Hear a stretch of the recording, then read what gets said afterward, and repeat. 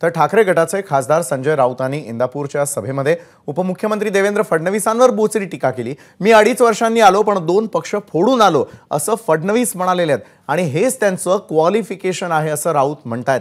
दरम्यान पंतप्रधान नरेंद्र मोदी आणि अजित पवारांवरती देखील त्यांनी निशाणा साधला।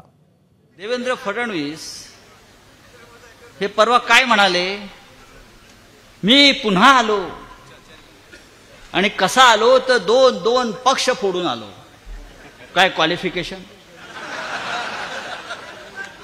राजकारणातला माणूस सांगतो मी रस्ते केले, मी इमारती बांधल्या, मी इस्पितळं बांधली, मी लोकांना शिक्षण दिलं, मी लोकांना आरोग्यविषयक सुविधा दिल्या, बरं का, मी लोकांचं जीवनमान उंचावलं आणि म्हणून मी राजकारणामध्ये आहे।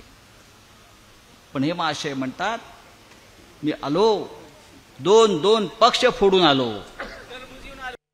4 महिन्यांनी देशातलं सरकार बदलणार आहे।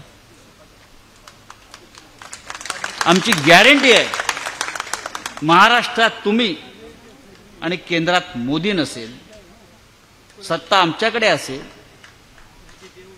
तुम्ही पक्ष फोडले ते ईडी आणि सीबीआयच्या दहशतीवर फोडले। ही यंत्रणा उद्या आमच्या हातामध्ये येणार आहे। तुमचा पक्ष शिल्लक राहतोय का पहा।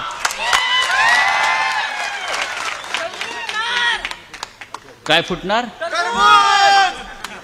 लक्षात ठेवा, कोणी सदोदित सुतक धरले मग काय अटकले मज शिवाय। हे अजित पवारांना सांगा कोणीतरी।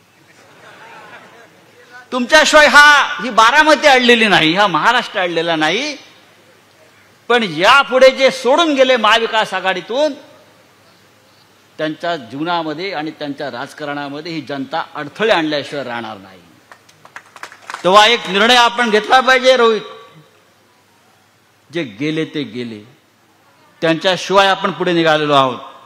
त्यांच्याशिवाय ही जनता आपल्या पाठीशी आहे आणि या जनतेला आता आपल्याला पुन्हा फसवायचं नाही। एबीपी माझा, उघडा डोळे बघा नीट।